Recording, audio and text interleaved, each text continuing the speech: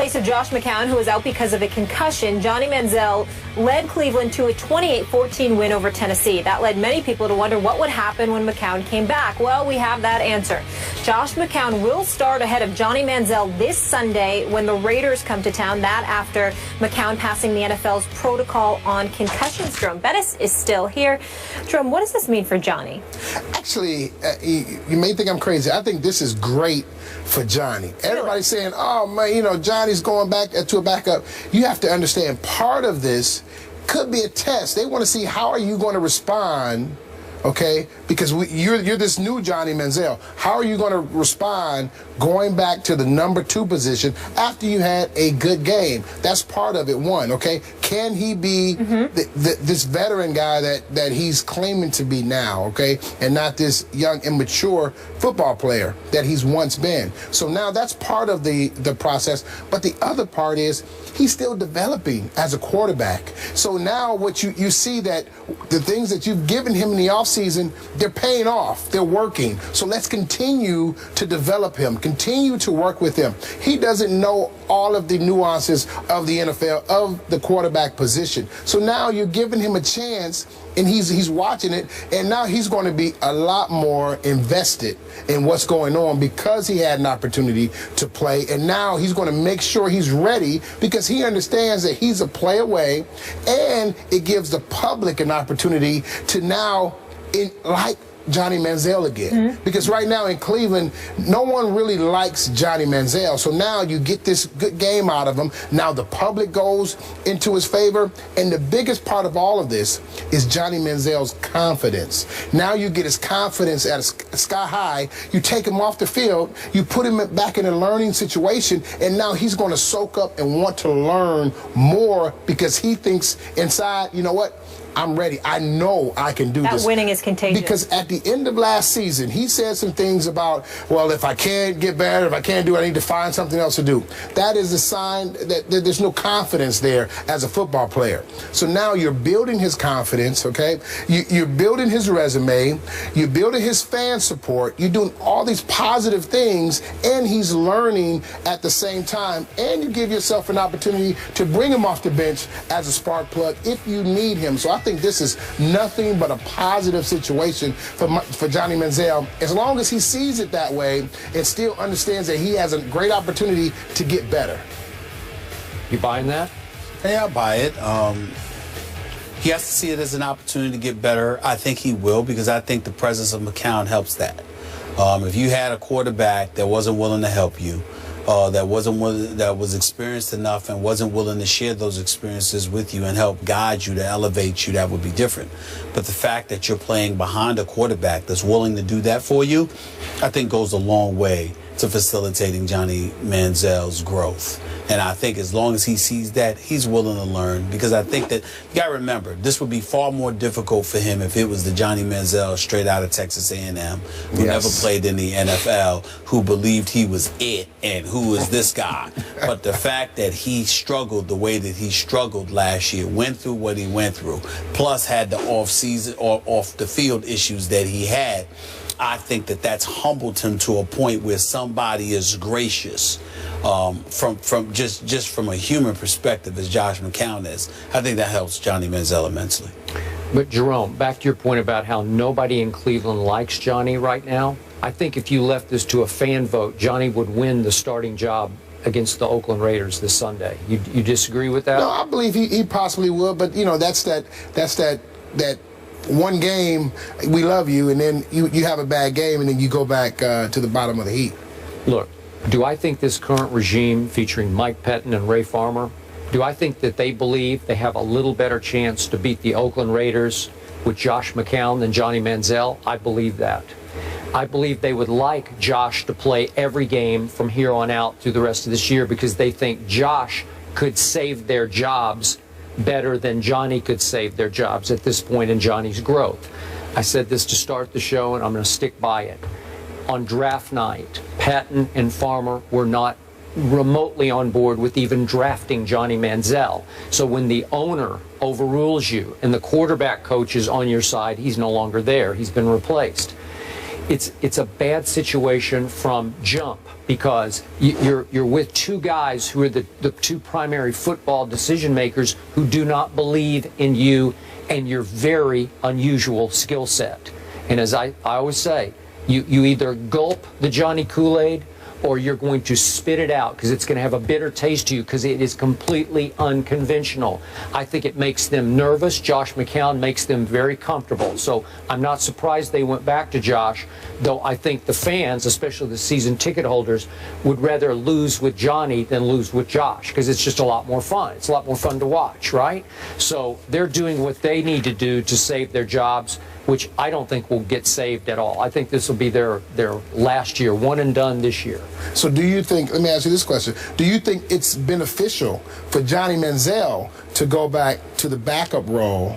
Like I said, earlier, I think it's a benefit, big benefit to him as the backup right now. The only reason I can see some positive there is this is the worst supporting cast offensively in the National Football League. No joke. Yeah. Isaiah Crowell, really? I mean, seriously? He did average more than 4 yards a carry, though. He's okay, but he's not Jerome Bettis, right? Yeah. He's not Emmitt Smith. There's no difference maker. I like Travis Benjamin a lot. He can fly, but he is not a difference-making receiver, and he's the best of the bunch. The rest of them are all undrafted, unnameable type receivers. And your offensive line has a great left tackle, and the rest of them are turnstiles all down the line. So you're going to be running for your life, and God bless Josh McCown, because, well, you saw what he did. He vaults into the end zone, helicopters into the end zone, and got concussed. He's just trying to score, just trying to survive. They're all trying to survive.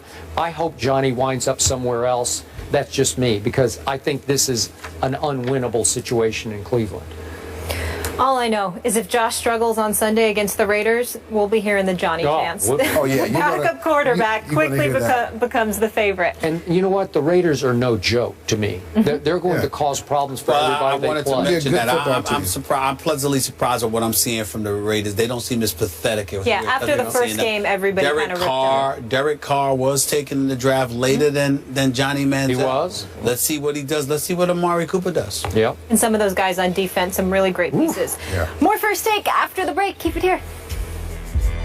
Battle throughout training camp, and now 3 games into the season, Ohio State still hasn't definitively settled on a full-time starting quarterback. Apparently, Urban Meyer doesn't think Cardale Jones or JT Barrett have done enough to earn that distinction. Stephen A., what should Urban Meyer do here? Keep Cardale Jones in the lineup. That's all. It's just that simple to me. Yeah, he wasn't that impressive. He went 4-9 through 2 interceptions. We understand that, but the entire team looked ill-prepared to play football Saturday against Northern Illinois. Let's just call it what it is. I think this particular struggle was on Urban Meyer. Urban Meyer, we know to be an exceptional coach, a great coach, champion multiple times over. We know what this man's resume entails, but I thought Saturday afternoon's performance, this team didn't seem as prepared as I'm accustomed to seeing his teams be. JT Barrett can play. We all know that JT Barrett had a sensational season prior to going down before Cardale Jones ended up coming in and shellacking Wisconsin in the Big Ten championship game, and then the national semifinal. They obviously won before beating Oregon for the national championship. They beat Alabama in the national semifinal. Cardale Jones was the quarterback for all 3 of those games. And coming into this season, we know they intend for this to be his last. And then JT Barrett could come in there and take over the helm then. It's a good problem to have. If he's playing like garbage, you pull him out and you put JT Barrett in like you're doing now. But I don't think you change the formula.